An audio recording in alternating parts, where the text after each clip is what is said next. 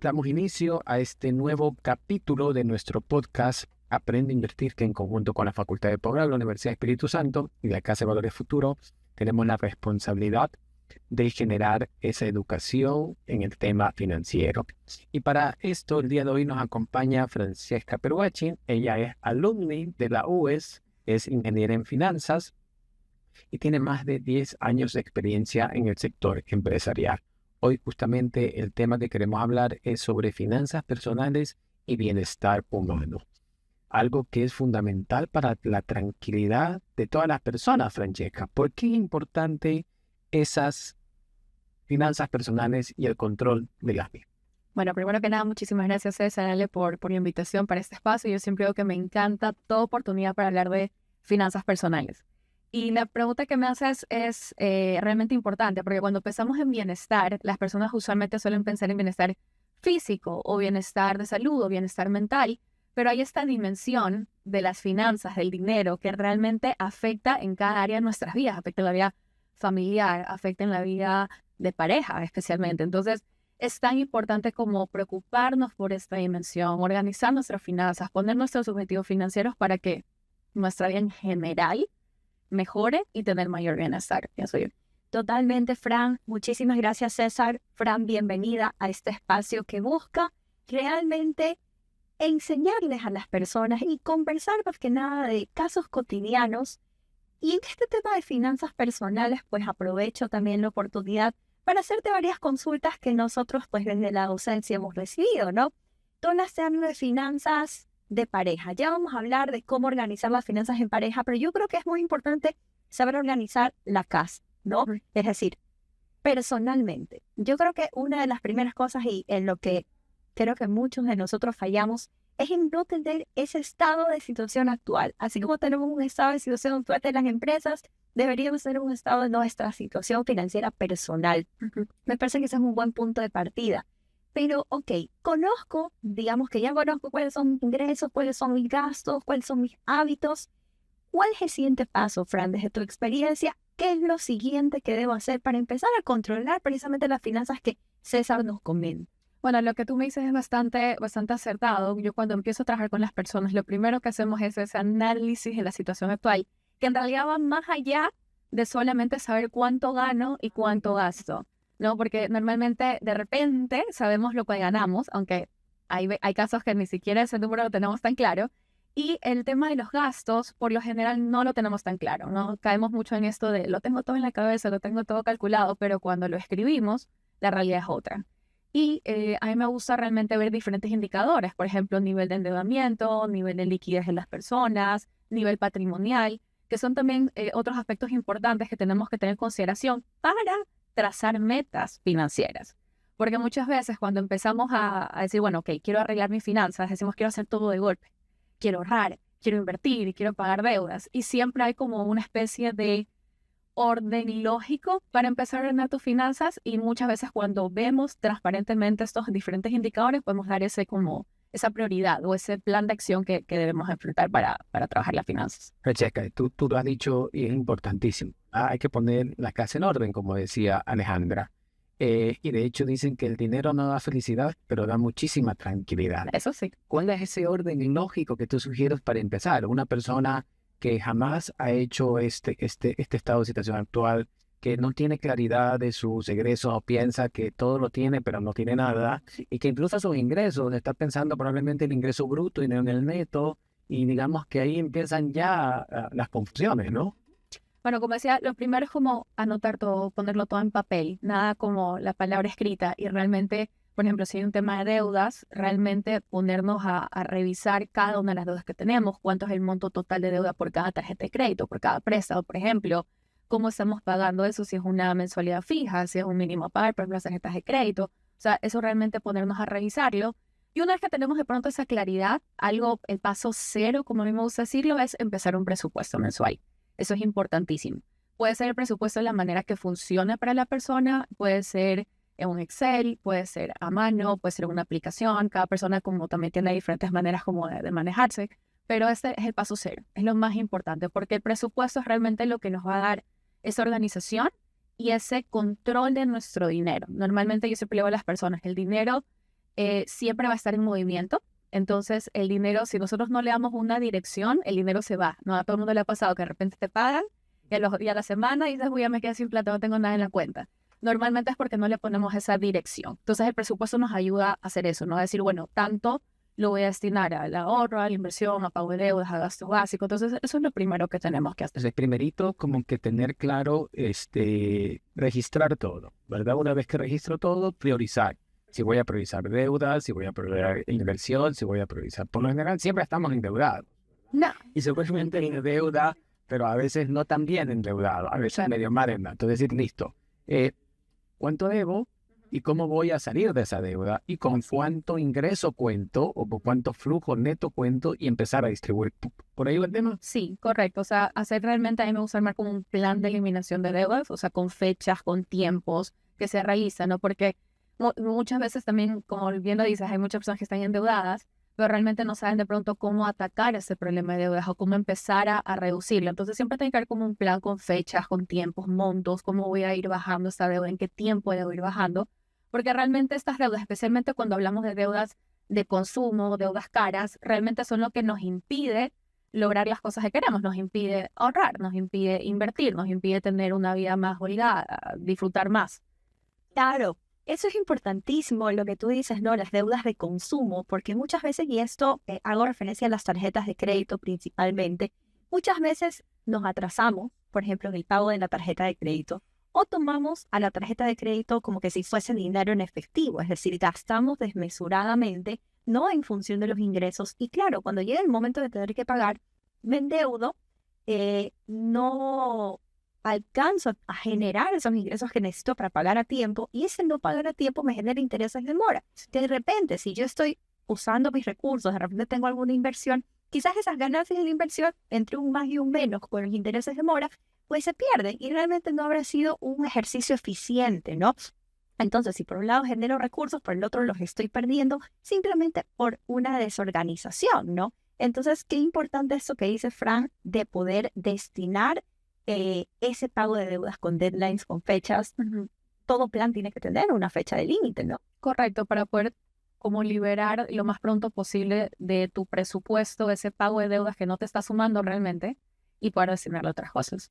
Francesca, vamos a poner como que un caso, ¿verdad? Ahorita la situación del país está compleja, o digamos que cuando pasamos la época del COVID, hubieron muchas familias que se quedaron sin fuentes de ingresos porque despidieron a uno u otro, o el negocio cerró, si yo tengo un negocio como tal. A veces siempre se da una situación crítica, ya sea familiar o particular. Algo pasó, algo grave, que impactó directamente en mis ingresos, probablemente me descuidé, se comenzó a subir la deuda, hablábamos de ese gasto corriente fuera de control, y llegó un momento que hago conciencia y dijo, no, tengo que parar esto, efectivamente. Y empiezas a hacer los numeritos y te das cuenta que tu ingreso no es capaz de sostener ni el gasto corriente ni la deuda. Y ahí yo creo que empieza la desesperación, porque no sabes por dónde empezar y no tienes los ingresos para poder suplir esos dos gastos corrientes y la deuda. ¿Qué haces ahí? Sí, esto realmente sucede muchísimo y se da justamente por que de repente ya en la economía familiar ya hubo un déficit.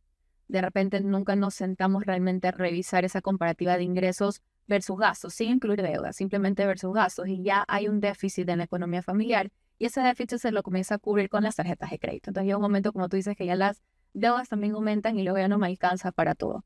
Entonces realmente ahí es momento de, y esto es algo muy común en las personas, que cuando llegan a ese punto, prefieren evitar el tema. Claro. Es de navegación. Sí, el estado de hay miedo, hay claro. A mí, cuando me ya les da cuenta, yo mira, lo borro y ya está, lo boto a la basura. No, Pero se vive una irrealidad, pues. O sea, estás viviendo un mundo que no es real, que es dañino para tu bienestar humano. Totalmente, claro. Por ejemplo, porque pasa que tú pasas el miedo de abrir el Salcon y abres realmente tus consumos y te das cuenta, comúnmente realizas los mayores, ¿no? O ¿qué pasa? Ves, no sé, pone $1,000, pero se te ha ido en 20, 40, 50, en cosas que, como decimos, los gastos hormiga, ¿no es cierto? Que poquito a poquito va consumiendo esto y realmente no hay control.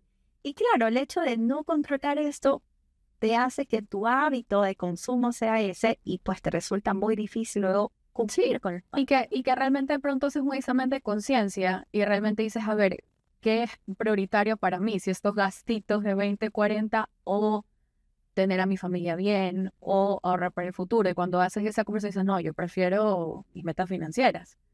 Yo creo que la gran mayoría de las personas cuando se ven frente a esas dos opciones dicen, no, no, yo prefiero ahorrar, yo prefiero invertir.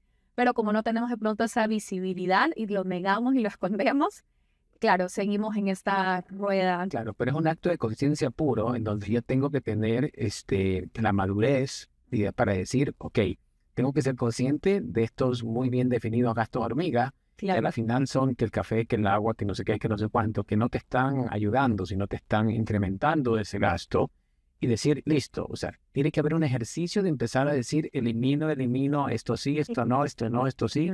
Y como en algún momento Alejandra me dio un ejemplo, no es que me voy a limitar, es simplemente que lo planifico. Si a mí me gusta comer carne, recuerdo ese ejercicio que haremos algún día, voy a poner en el presupuesto una parrillada y no pasa nada. O sea, no me limito a algo que a la final me lo merezco y lo quiero y me gusta y me hace bien para mi bienestar. Exacto. Pero lo tengo que planificar. Entonces, el primer ejercicio es decir, ya, listo.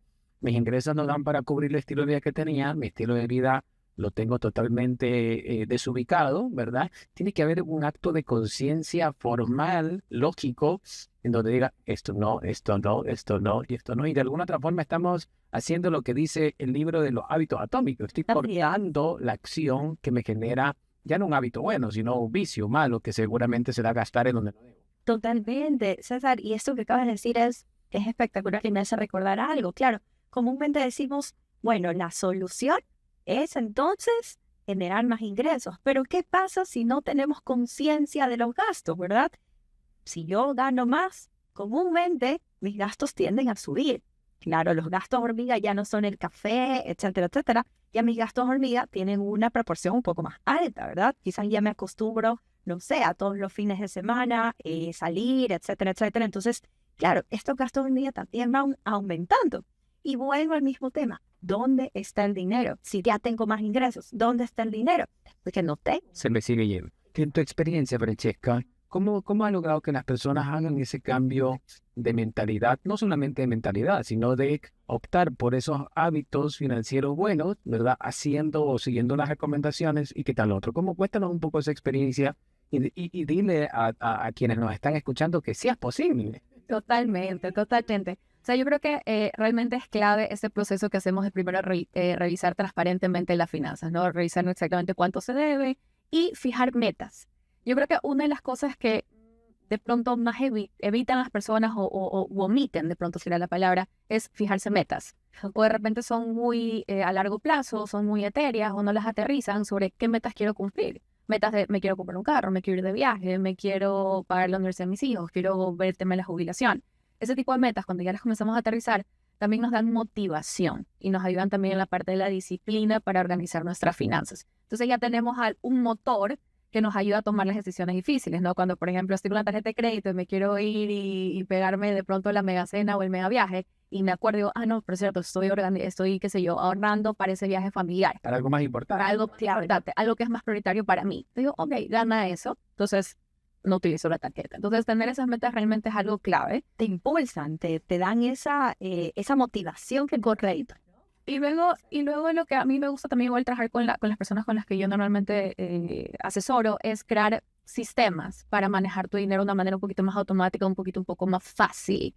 Decir que un poco quitar esa presión a la persona de que tenga que estar tomando esas decisiones todo el tiempo, sino que el dinero esté organizado de una manera que esté presupuestado para cada una de las cosas. Entonces yo ya presupuesto cuánto, por ejemplo, quiero gastar en salidas, en viajes, en cosas, y eso ya tiene un monto y eso está separado. Bueno, y ahí viene un poco la disciplina de verlo, de querer cumplir.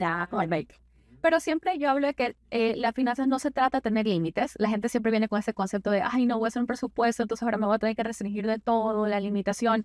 Y en realidad no es así. En realidad organizar tus finanzas te permite tener una vida mucho más abundante, mucho más próspera.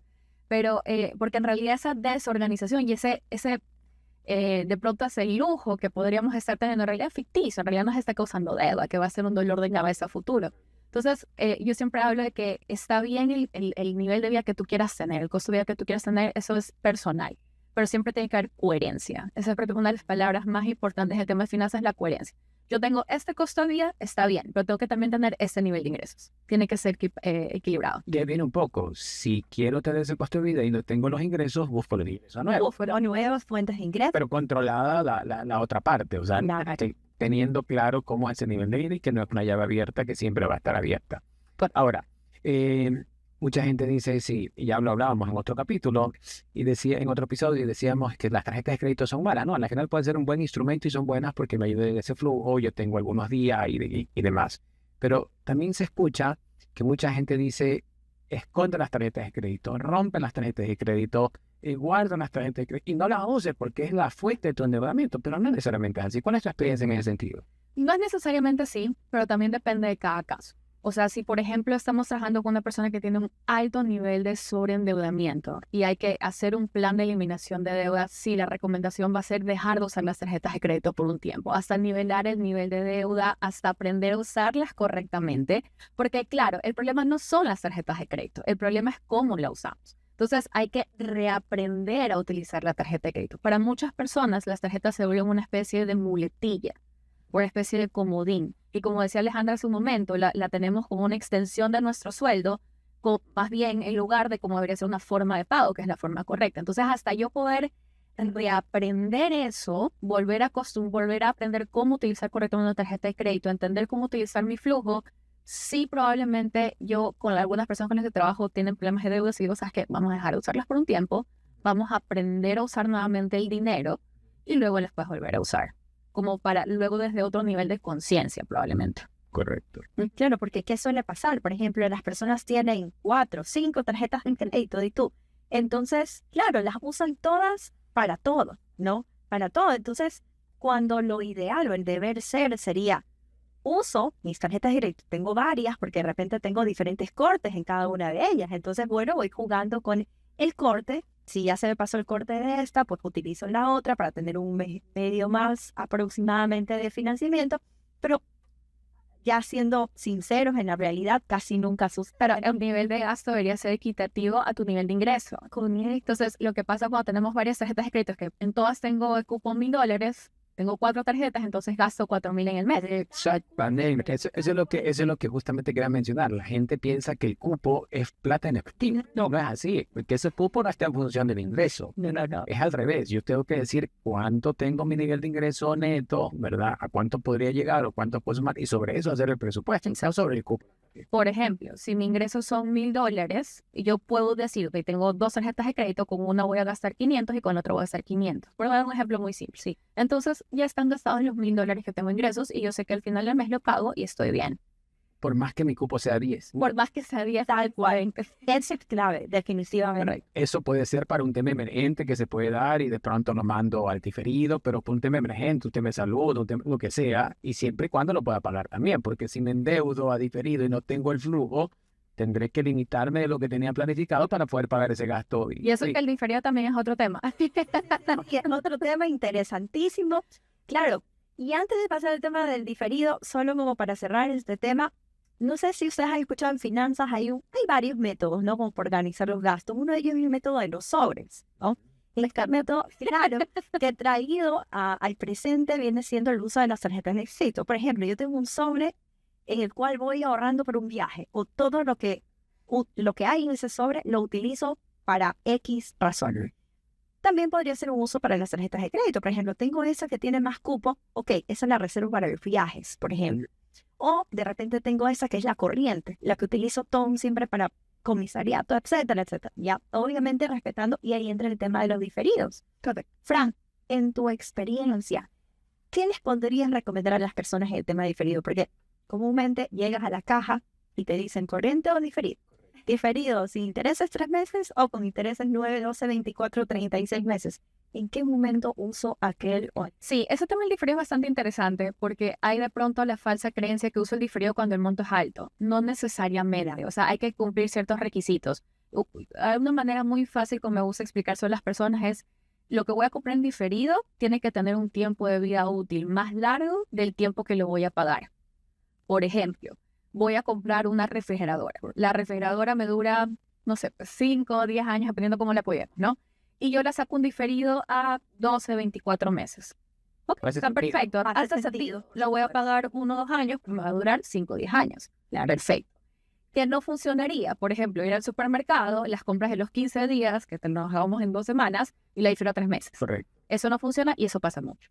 Entonces, todo lo que es consumo corriente, salidas a comer, ropa, etcétera, eso por lo general no recomendamos diferirlo. Solamente para estas compras grandes, que incluso hace un momento mencionaba justamente el tema de las emergencias, lo que sea. Yo más bien para ese tipo de situaciones yo recomiendo otro tipo de herramienta que es el fondo de emergencias, que es tener tu ahorro, tu colchón Si no financiero. la tienes, Si no lo tienes, obviamente una herramienta sería la tarjeta de crédito, ¿verdad? Para ciertos casos que cumplan esas características, que sea inesperado, urgente y necesario. pero aquí entra lo que decía Alejandra. Debería tener mi sobre para mi fondo de emergencia, ¿verdad? Justamente para evitar una potencial deuda que te puede generar una tarjeta de crédito porque pagaste de algo que no tenías. Totalmente. Miren, en la pandemia, este es un caso real. Muchos de nuestros clientes nos decían, Alejandra, la verdad es que cuánto me hubiera gustado haber tenido un fondo de emergencia, haber tenido un ahorro.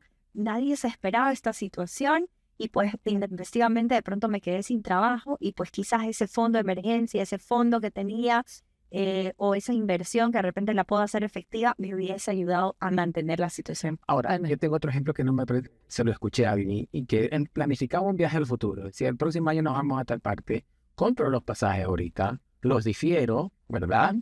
Obviamente son parte del flujo corriente. Él decía, eso yo lo tengo que pagar corrientemente, de tal forma que llega la época del viaje y digo, listo, ya no tengo que endeudarme, por lo menos pasajes están cubiertos, ¿verdad? Esa es una buena. Esa es una buena, y yo decía, claro, o sea, ya planificadamente estás poniendo ese gasto de placer, de viaje para el futuro y usaste la tarjeta de crédito como un medio de financiamiento, que es diferente.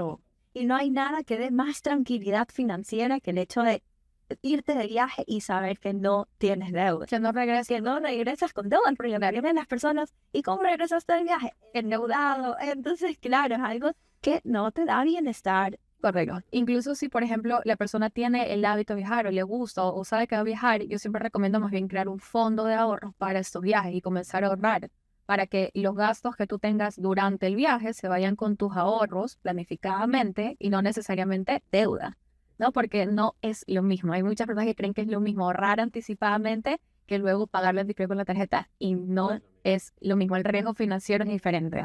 Fran, muchísimas gracias. Se nos acaba el tiempo para este tema que creo que va a necesitar otro capítulo. Parte 2. Parte 2. Si no tienes pareja. Sí, pareja y estudios, ¿verdad? Hay mucha gente que también quiere estudiar o sus hijos quieren estudiar.